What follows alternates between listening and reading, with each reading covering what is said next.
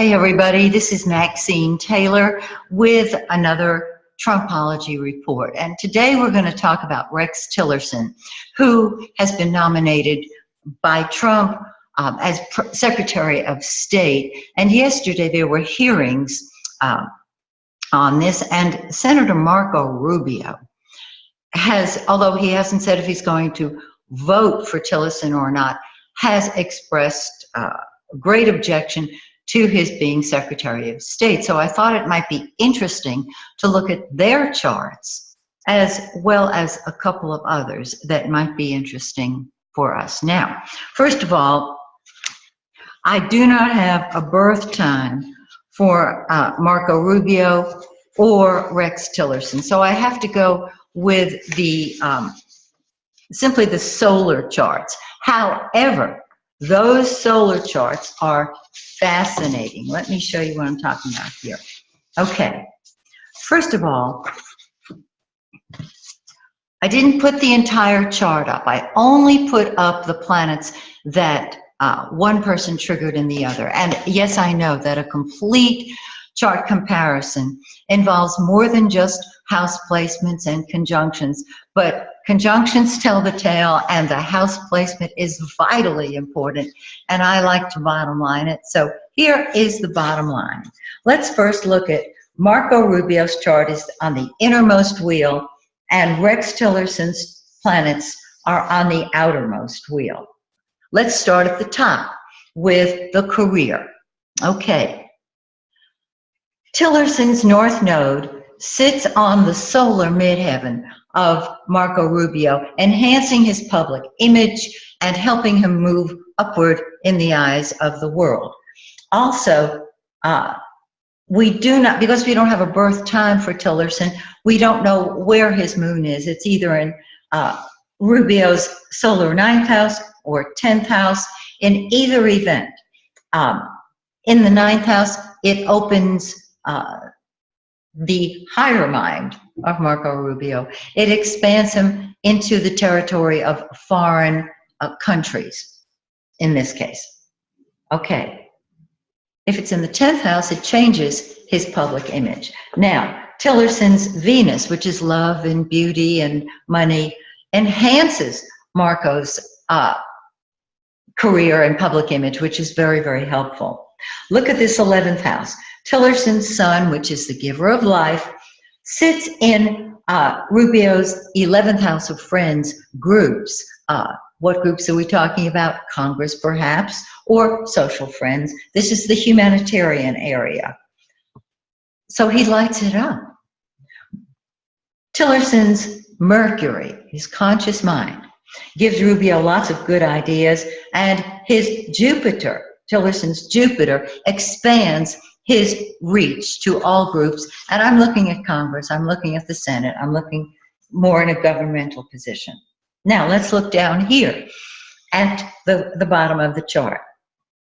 Tillerson's Pluto, control, sits on Rubio's south node. The south node is that area that can be draining to us. It indicates that area that we have mastered, but if we spend too much time there, it can drain us physically and is not necessarily helpful to us.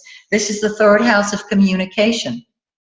And so the control that Tillerson exerts can have a negative impact on what Rubio says. Tillerson's south node, also right down here at the bottom of the chart, kind of washes away the very foundation of Rubio's chart. Now, this involves real estate, it involves homes, it involves emotional security. This can be what we're looking at here. It can simply be a drain on Rubio. Now, look at the 5th house.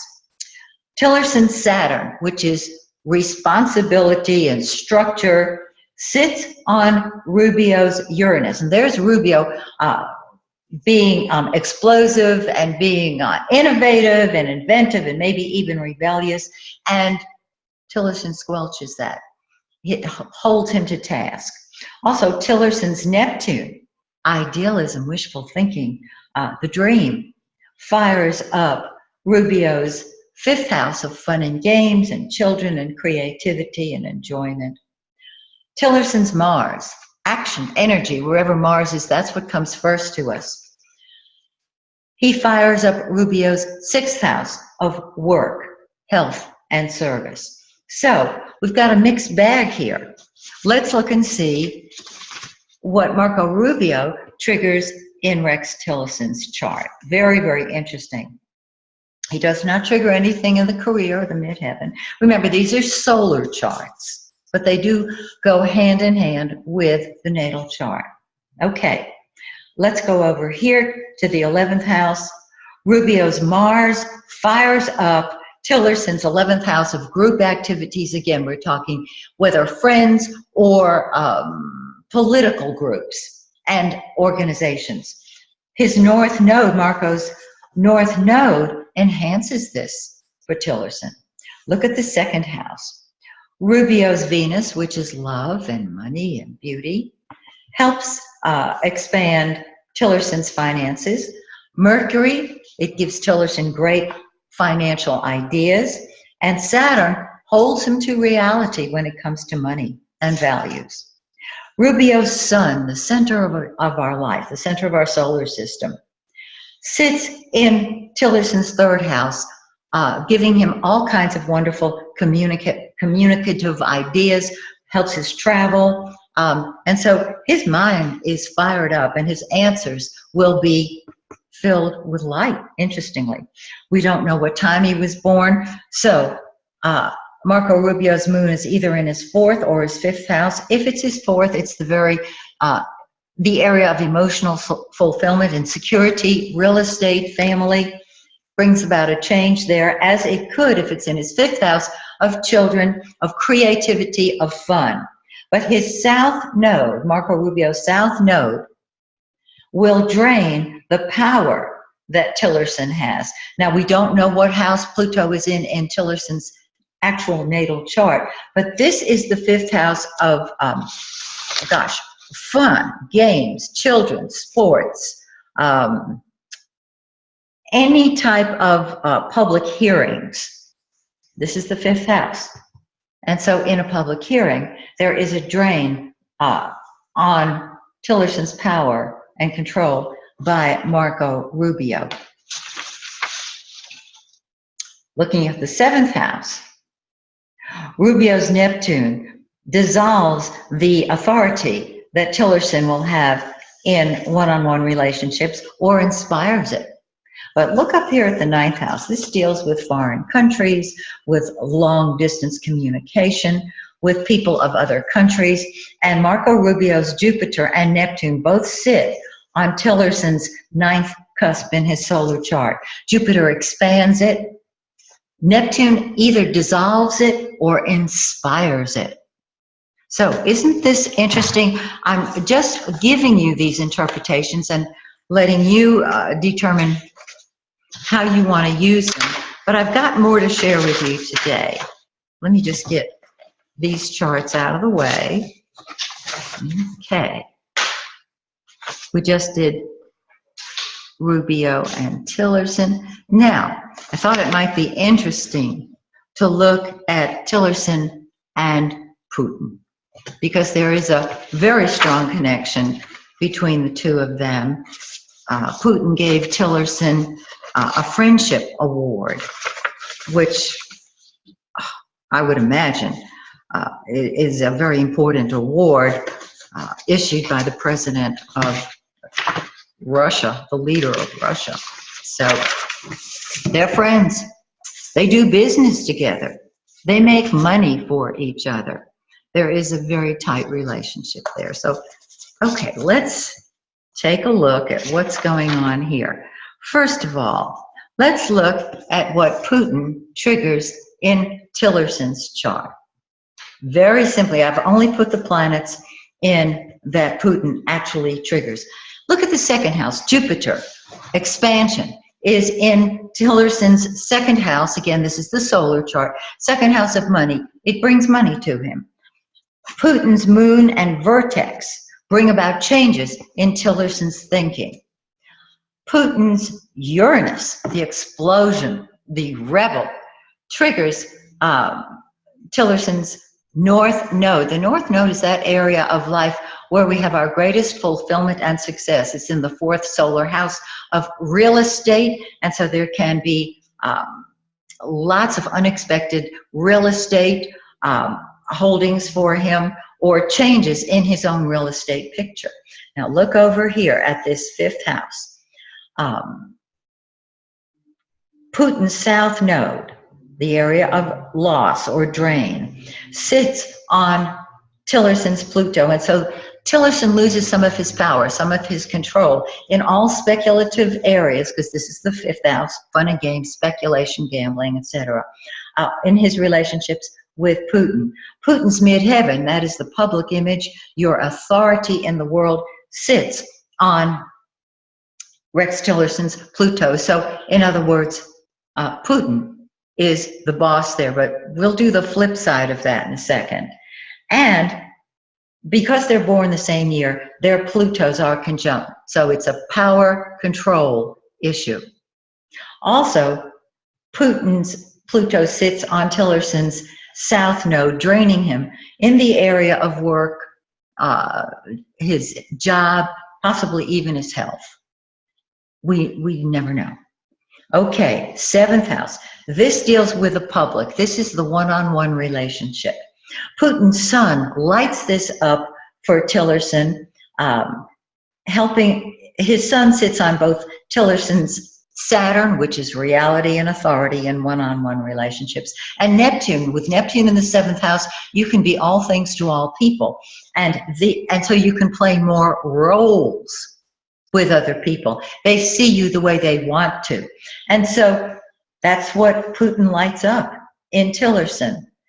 Their Saturns are on top of each other, and so there is an authority, who's going to be the boss kind of tone here. Their Neptunes are on each other's Neptunes, and so it is the idealized situation. And Putin's Mercury sits on this Saturn-Neptune conjunction, helping Tillerson get all kinds of good ideas about relationships, and helps him think in terms of one-on-one.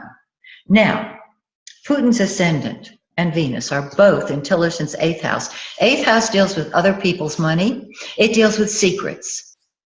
It's not like the 12th house that is behind-the-scenes activities. This is secrets dealing with events, primarily joint finances. And so Putin's ascendant is in Tillerson's 8th house, so he has a personal influence there. But Putin's Venus, which is love and money and all things lovely, sits on Tillerson's Mars, and Mars is action. And in the 8th house, there is deep passion, deep anger that is being resolved in this lifetime, and Venus can soften it. And when we have a Venus and Mars conjunction between two people's charts, there is a passion between the two of them. It can be love-hate, but it is a passion. And Putin's Mars is in Tillerson's 9th house. The 9th house deals with foreign countries. It deals with the big picture. It deals with expanding your horizons. Very, very interesting. And Putin's North Node can help as a friend, because he triggers Tillerson's friendship circle. Okay, now let us look. Get this out of the way here. Let's look at what Tillerson triggers in Putin's chart, because it goes two ways. Let's start up here at the top. Both of them being born the same year. Now, Putin, we have a birth time for Putin, so this is his actual chart, assuming the birth time is correct. On the Astro Data Bank website, it's labeled as CC. We want AA. We'll take BB. CC means it's questionable, but we'll go with it. With Tillerson triggering Putin's Uranus in his 9th house, he triggers the rebel in Putin to expand his horizons, dealing with foreign nations. Tillerson's Pluto sits on Putin's South Node, so that he exerts control over Putin in foreign relations, but it also sits on Putin's midheaven, and natal Pluto. And so there is a very strong power that Tillerson has, a strongly controlling effect on Putin's chart. And Putin's Tillerson's south node drains Putin's Pluto, so that Tillerson has much more influence over Putin than we might have expected. Now, Tillerson's Saturn, reality, responsibility, sits on Putin's sun, and so Saturn is the leader. Saturn is the authority figure. Sitting on the sun, it's Tillerson who has the authority. And then Neptune, Tillerson's Neptune, remember, they're born the same year, so their slow-moving planets are in the same signs, in the same place. Tillerson's Neptune inspires Putin. And remember, Neptune is visions of sugar plums. It's make-believe, it's wishful thinking, and that is what he triggers. Perhaps fear, Saturn, and still dreams. Now, you take the two, and that can manifest astrologically as a certain guilt. Very interesting, those combinations. Okay, now the 12th house. Tillerson's Neptune, wishful thinking, idealism, triggers all of the behind-the-scenes activities in Putin's chart. 12th house is behind-the-scenes activities that the public never sees. The world doesn't see it. And what happens here is that with Saturn in the 12th house, Putin is the leader, the behind-the-scenes authority. Neptune dissolves that. And Neptune sits on Putin's Mercury, giving him all kinds of ideas. It can be inspiration or it can be deception. Tillerson's Mars sits in Putin's first house on his Venus. Mars is anger, Mars is passion. When it sits on Venus, that can be a very passionate feeling that Putin has. Venus in the first house loves itself. And Mars there can force it to be angry at itself. But between charts, this is a very strong emotional tie, particularly since Venus and Mars in both charts are in Scorpio, intense, powerful, all or nothing Scorpio. Now, look at the 4th house. Tillerson's Moon can bring about a change or a strong emotional attachment in Putin to home and family, and his home is Russia, and family, the Russian people, and real estate. The North Node and Venus in Putin's 4th house can be very profitable for him when it comes to land deals. Tillerson's Mercury and Jupiter are in Putin's 6th house. Mercury is your conscious mind, so you're thinking about your work. And Jupiter expands it, expands the working situation. So I wish I had the birth times. As an astrologer, this really drives me nuts not to have the birth times, but I'm glad to have what I have. I'm grateful for it. Okay, now, last but not least, I have a very interesting comparison here. I hope you enjoy it. I wanted to see what Tillerson's effect was on the United States. There are a lot of charts I have not yet done in my Trumpology report that I'll get to. I'm going to probably have to do even the solar charts of the people closest to him. His daughter Ivanka, his son-in-law Jared, and whoever is elected to the cabinet position. I'll have to do even if I have their solar chart, just their solar chart, I'll do that. Okay, the United States chart with Rex Tillerson's planets on the outermost wheel. Let me tell you that there are a few USA charts around. Every astrologer has their favorite. The one I use is the Gemini Ascendant. It seems to work beautifully for me. So here we go. Rex Tillerson, this is the 10th house of the United States chart. This is a very important house because it's our public image. Hang on one second. I dropped a paper here. Here we go. That disembodied voice was me.